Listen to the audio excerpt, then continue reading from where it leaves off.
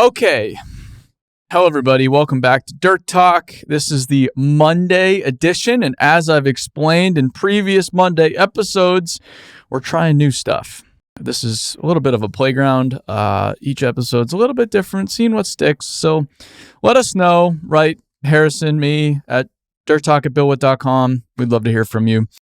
This episode is specifically about some news. I read some industry news time and time again. I see stuff primarily on maybe social media, LinkedIn, via email, whatever it is. And every once in a while, I'll read something interesting. And this headline came across, I don't know where I found it, but came across my screen, and it says, "The misguided push towards electric construction equipment and why hybrids are the better alternative." And this is written by my friend Jordan at Equipment World. So thank you to Equipment World for allowing us to have this great content. I didn't ask them, but here we are.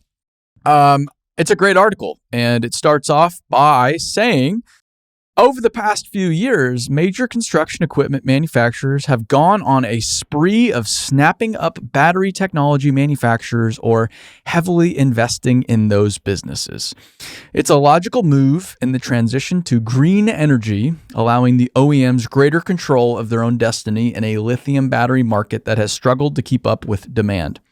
But despite the noble goal of reducing carbon emissions, it's a complicated and misguided state of affairs, primarily driven by political overreach and appeasement of corporate investors. And that the last two words are most critical here, corporate investors, which is where it's being really driven from. If you went to ConExpo this past year, you will have noticed every single manufacturer had at least one machine, if not multiple machines at their booth with some flowers on it, or painted green, or surrounded by some plants, or having the term eco on it, or whatever it is. There were these machines at every single one of the manufacturers, and they were saying, you know what, this is going to be the future. Battery machines are here, and we are thrilled about that. But as I think some people have already learned, there are some challenges. And here's where we get to the fun part of the article. It says, conflicting goals. To better predict the near-term future of electric equipment in the construction market, let's examine some recent happenings in the automotive industry, which is quite brilliant to go to automotive since it's further developed than construction. So that's a great pathway to go down, Jordan. On December 1st, the Biden administration announced a crackdown on automotive manufacturers using battery materials from countries considered hostile to the U.S., including companies owned by, controlled by, or based in China, Russia, North Korea, or Iran.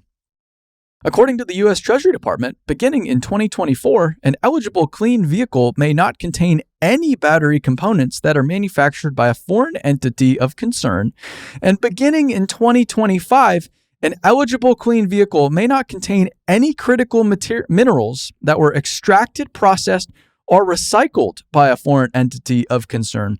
And if you look at the list, China's on the list, and China manufactures almost all of our critical metals: copper, steel, lithium, cobalt. You can go down the list. Almost all of it is coming from China. Now you say, well, copper, for example, we produce a lot of copper in America. Sure, we produce a lot of copper, but we can't smelt and refine copper in America. There's only 2 smelters left in the United States, and they're very expensive to operate. So what do most copper mines do in North America? They put the copper concentrate onto trucks. They ship it to ports. They ship it across the ocean to China, where it's smelted because they don't care. They're going to smelt whatever they can get. And then it's turned around and sent right back. So a lot of people are quick to point out lithium, but I would say that it's even more important. Metals like copper, steel is another big one that's just completely glossed over as something that's almost entirely controlled by countries outside of our control.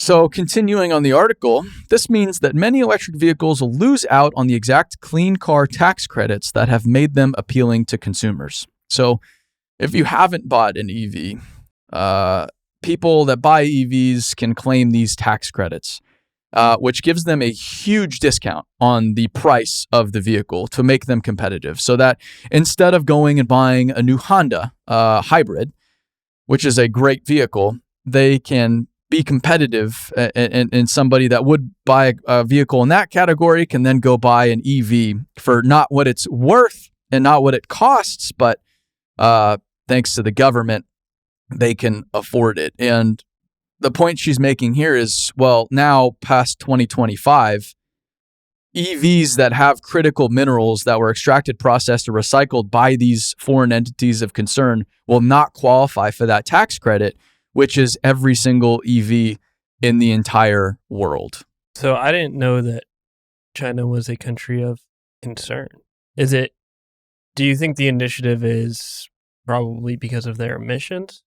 No, the initiative, it's of concern because they're supporting Russia. They're doing all kinds of stuff that I guess our government is not happy about. And I'm not the biggest fan of the U.S. government at the moment, but I do think it's advantageous for us to mine and process our own metals in the United States, which isn't a crazy thing to say, I don't think. I mean, I think process is the big one there. Well, mining too, because even lithium, for example. Do we have a lot of it? We have tons of it, but we can't develop it. There's a project called Thacker Pass up in Nevada, and it is right now, it's been caught up in the courts for years and years and years and years and years, and is ready to go. They're ready to start on it tomorrow, shovel ready, but they can't get government approval. The permit has still been held up, for example. Or another one is Resolution Copper in Superior in Arizona. They have the ability to produce 25% of the United States copper demand from this one deposit. But they got their approvals pulled first week of the Biden administration. They said it would be a year. They've been waiting 3 years and still have no idea when it'll get the green light. So do you think that the current government has been overall bad for all of these? Yes. Yeah. You can go down the list and you can see all the mining projects that they've pulled the permits of, these new mining projects. There's some South 32 mine in Arizona that's been held up. There's the Polymet mine up in Minnesota. There's a long list of mines just waiting to get permits right now that would produce a huge amount of very critical metals that are necessary for this green energy transition everybody's pushing for. Mm-hmm. And yet, no, that damages the environment. So, okay, you're still going to ramp up demand for all these metals. So we're still consuming all of the same metals, if not more of these metals. I would wager more. It's way more. It's copper demand's going double over the next 10 years. We're going to have to produce, within 10 years, the entirety of the copper we've already produced in mankind is what they've estimated. If we meet these goals, which the goals are unreasonable to begin with, but So we need all these metals, but you can't do it here, so we're going to go do it elsewhere. They go do it elsewhere. They destroy the environment. There's no regard for anything when they go do this. There's no reclamation. There's no human rights. There's just do whatever you want, and then they ship it all back here, and we consume the hell out of it. Yeah, I mean, the only thing that we control is the ports. It's not, after that, it's out of our hands, so... Yeah, but it's for those countries to deal with. That's what we like. We like to sweep it under the rug. Yeah. So, with these tax incentives pulled, or the incentive programs pulled, as a result, traditional automakers have been put between a rock and a hard place as they battle more lithium demand than government-friendly suppliers can meet, fewer incentives for consumers to buy the higher-priced vehicles, and fierce competition from industry newcomers like Tesla. It's funny. And Tesla, Rivian as well. Rivian, yeah, but Tesla's not a newcomer. Tesla's been around for 2 decades. Yeah. Tax credits aside, consumers have been slow to adopt electric vehicles, and it's causing manufacturers to lose money hand over fist on their investments. Ford lost an estimated $36,000 on each of the 36,000 electric vehicles it delivered to dealers in the third quarter, according to an article from Reuters. That's Yikes. completely yikes. And it's amazing watching these auto manufacturers now start to roll back plant openings, EV investments, and ramp up and still spend on internal combustion engine development when they say there are no more internal combustion engines coming soon, which is strange. Why would you do that? Yeah, I doubt that. Okay. So here, I'm going to continue and finish off with Jordan here. Before you hang me for that statement, I'd like to clarify that I'm not against investing in new technologies or electrification. Leaving the planet in a better place for the next generation is something I think we can all rally behind. We're just not ready for it yet, infrastructure-wise or from a price standpoint. Few contractors are going to pony up for an electric machine that is multiple times the cost of an internal combustion engine equivalent, and I'll argue that government tax credits to offset the added costs aren't worth the minimal carbon emissions saved. So this is her solution, which I like. Instead of just trashing EVs, she actually says, hey, we're a little too early over here, but we have this great technology over here that's called hybrid technology. By prioritizing hybrid machines, it gives the world time to make the necessary investments in the electrical grid and bring down the cost of expensive battery solutions. My challenge is to OEMs: don't stop investing in the internal combustion engines and the bridge technologies necessary to get us to full electrification. Well, they're not. They're not stopping investing in internal combustion. They're ramping up in many regards because they know their business won't be able to support this, but that's beside the point. Better educate dealer sales personnel on the advantages of current model hybrid machines despite their higher costs. And don't be afraid to push back against investors who are out of touch with customer needs and wants. That is way too much to ask, and that won't probably happen, but I wish it would. And then my challenges to contractors: consider the efficiency of your current operations, be open to new technologies, and carefully consider the long-term cost savings of hybrid machines before making a decision on price alone. So I've read a lot about electrification in the equipment world. And all of the OEMs, if you go to their press releases, they'll all say they're here to just meet customer demands. And if you look at what customers are demanding this, you will see that it is purely customers that are heavily leveraged, or most importantly, ones that are listed on the stock exchange, which is where the corporate investors come into play. All of the EV of the sustainability standards is coming down from financing. So they basically say, hey, we're going to cut your business off if you don't enforce these increasingly stringent standards over the next decade or whatever it is. So they say, wow, okay, so we need to get our mining operation to net zero by 2030 or whatever it is. Okay, yes, we'll make that. We'll issue a press release, and then we'll go to the equipment manufacturer and say, hey, we need equipment that's going to get rid of diesel fuel. And then they say, okay, well, our customers are demanding this, so we better do it. Now, I, like Jordan, am all for doing things better. I think the industry, to get out of the pickle that is workforce right now, needs to do things better and needs to be more efficient and effective. But I'm also for common sense, and the everyday contractor is not asking for electric machines right now. The everyday contractor is actually remarkably frustrated by even just the emissions controls they've put on machines over the past 10 plus years, because now machines are less reliable because of all of the DPFs and the electronics and everything to even just clean up the emissions of these machines. They're very frustrated, and the everyday contractor which is most contractors, is not asking for electric excavators. It's just not happening.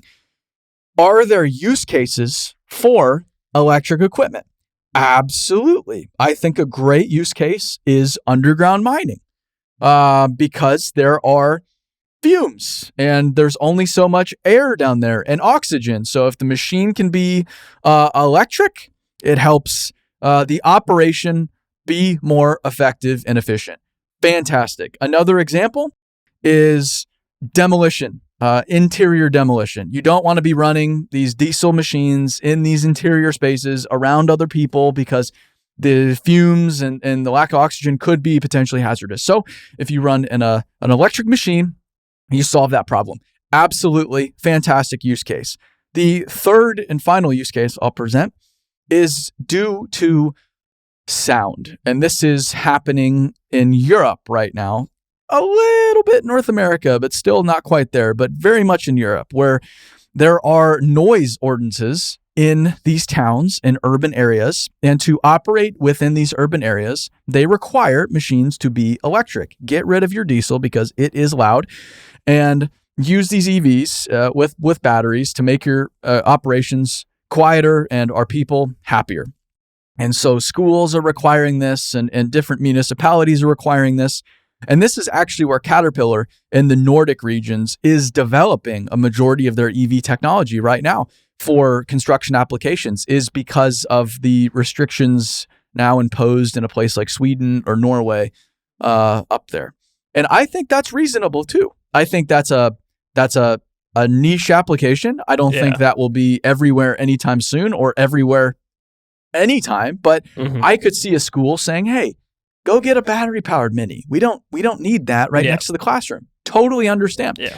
But I don't see customers asking for this. And I think manufacturers know that.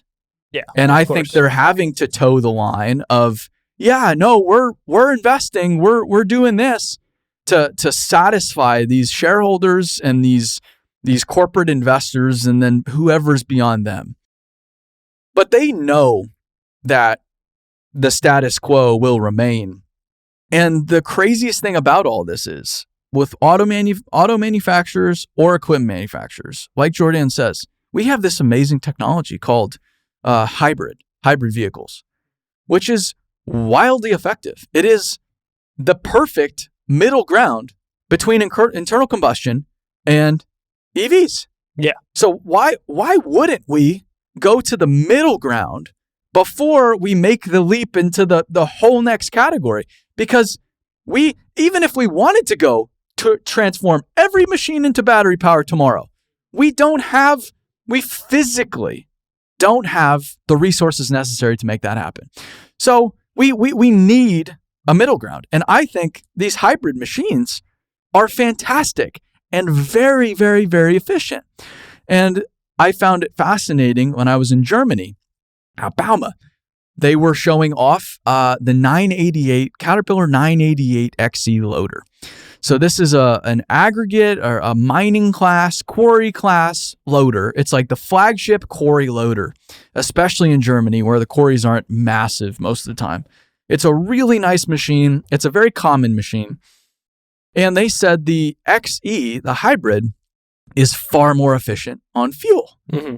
And while it's more expensive up front, the operations save so much on diesel fuel over its lifespan that the investment in it is a no-brainer. And so for something like that, I'm all for it. If there's a machine out there and a technology out there like hybrid technology that can reduce the costs for contractors, reduce the burn of fuel, which is a huge cost for contractors, a huge variable cost too, huge cost. If there's a technology out there that can reduce that fuel burn while also throwing a bone to the environment, great, let's do it without requiring all of the infrastructure needed for EVs, even if it were possible. Yeah. That to me is a fantastic, fantastic option. And while it's out there, it's not being presented and really pushed as much in the States. And very rarely do I see any kind of hybrid machines. The technology's out there. It works very well. It's more than proven on all kinds of machines, and yet it's still quite rare. It's still very rare. Yeah, it's not talked about at all. They're like, hey, we have this XE we've dusted off in the back of the yard, and that's an option too. No, But it's not even at the yard. Like exactly. It's special ordered. Yeah, but I very rarely see, except for the D6 XE. That's actually quite a common machine. And there's also not common, but there's an excavator as well. And I think we've had a few people on the podcast actually talk about saving fuel burn. Yeah, with, I forget who it was. There's a great there's multiple excavator model of all the OEMs, loader models, truck models, dozer models. Yeah, it's an amazing technology that's super effective and efficient. And then beyond hybrids, internal combustion is just getting better. Oh yeah, these machines, it's amazing. If you look at the small dozers or skid steers, you can look, the fuel burn every generation just gets better and better and better and better and better. Mm-hmm. So why wouldn't we continue investing in there as well to keep getting that fuel burn better, to keep getting the efficiency on these internal combustion engines better?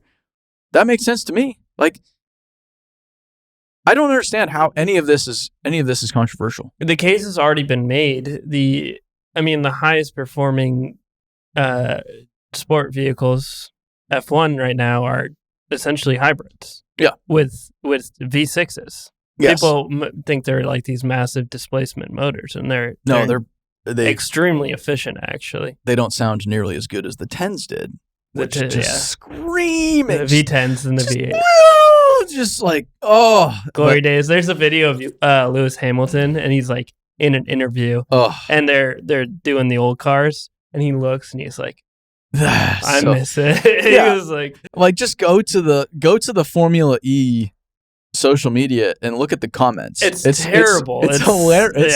Yeah. People, they don't like it because I think not that it's a great technology. Like, it's amazing what they're doing with these electric race cars, but everybody feels like it's being forced down their throats. And especially this industry, like blue collar world, forcing something down these people's throats is not going to work. Not going to work. And these are the people that build the world. It's like, cool, we need to go modernize our entire power grid. Yeah. We need to basically replace our power grid to make the EV thing work. Assuming it works, we need to go replace our entire power grid.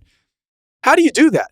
You do that by blue collar people working hard out in the elements, making it happen with diesel power equipment. Well, and the problem is that we haven't given it the chance to be cool, and you're making the choice for these folks, and that happens so often in a lot of hardworking Americans' lives already, that the choice is made for them, that when you add on that one extra thing, you. No, it's not going to work. No one likes that. I don't see many people using I don't see anybody driving around Lightning trucks. No. I've seen one job sites I go to. I've seen one Ford EV. Yeah. So I think it's a great article. You're going to have all kinds of people talking about climate change and how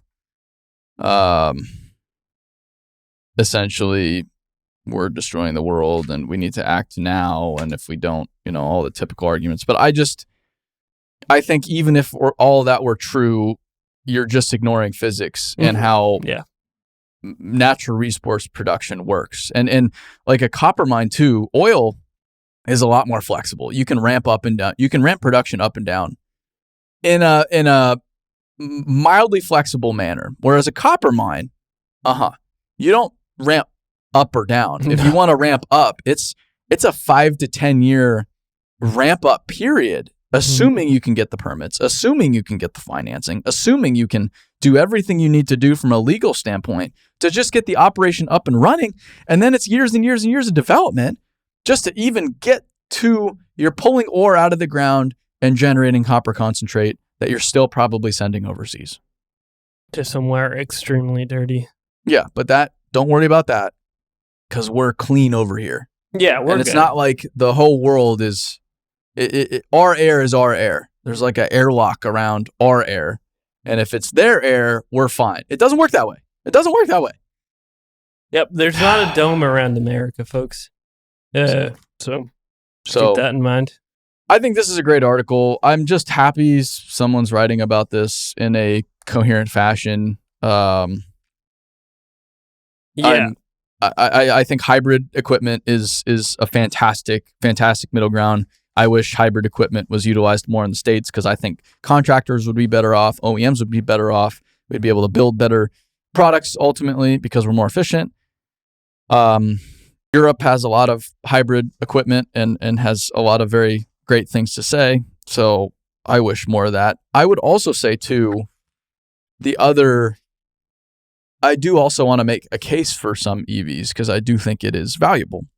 Another case for electric equipment, not battery power equipment, is like Liebherr has a drill, a foundation drill, because you set this machine up, it requires a ton of power, and it just sits in one place for a while. And so you can take a trailing cable and basically plug in an extension cord to this machine that powers the whole machine, which is how drag lines work, shovels work. A lot of stationary mining equipment works in this fashion, and they all have these giant power cables, and they're electric because to have a diesel powered drag line, it's just too expensive, it's too inefficient. It's just too much overall. But if you can power it with just straight electricity, it's so much more efficient. More consistent as well. Fantastic. I was going to say, like, you were talking about maybe for below the surface mining and for demo, those are both things that are confined spaces. So you could have something like a trailing cable for like demo or something. Well, if you have a machine sitting in the same spot with a long reach. Yeah, exactly. Like a long reach excavator. They're not moving around a bunch. No. And so you could have a cable going into a long reach and cut out your diesel cost. Maybe. You could have a hybrid truck that trails with it. You could have a hybrid truck. Tower cranes, they're not running diesel engines. They're running power to make them work. A lot of cranes are great. And I mean, a lot of this could probably be retrofitted because even like the autonomous trucks, the haul trucks, you said they're usually electronic drive with diesel power plants, correct? Depends. A lot of them are mechanical drive, but like that is a mechanical drive truck. But then the 798 AC is an electric drive truck. Mm-hmm. So it has the two rear electric drive motors. Giant engine. They're still and massive, then making that electricity that then goes to those electric motors. Yeah, that's kind of how shipping works too. It's electric drives but massive diesels. Yeah, that's how the power dozers work, the loaders work. Yeah, it's pretty. So I mean, like those type of engines, like, and that type of drive system is actually proven to be very, very reliable. Well, and I haven't even brought up Laterno. Like Laterno has been doing this for, I don't know, 70 plus years, probably more than that. He had electric drive equipment way back in the day, and all of their loaders, which is now Komatsu, they're all still essentially the same design that's worked for decades and decades and decades very well. Very well. Biggest loaders in the world, electric drive. And it's had the chance to be cool. And it's not, someone's not forcing it to be cool. It's just, it is cool. Yes. Okay. So. All right. Well, obviously I'm not passionate about this subject at all. Yeah, we'll just table this one. Yeah, tone this one down. Thank you again to Jordan at Equipment World. I hope to have her on the podcast in a few months when she's here for World of Asphalt in Nashville. But that is Monday podcast news edition. If you have articles or something that I should read or that you would like me to discuss, send them our way. Yeah, dirttalk@billow.com. I just remembered we could crowdsource articles. Yeah, for sure. So if you have industry-related articles, they have to be like mildly reputable. It can't be a Reddit thread. Don't send me a Reddit. I as much as I love a good Reddit thread. That might be a different episode. That's a different episode. That's heavy equipment conspiracy theories. But send them my way. Send them to dirttalk@billow.com, and maybe we'll discuss that on the next episode. Thank you for listening, everybody. We'll see you later.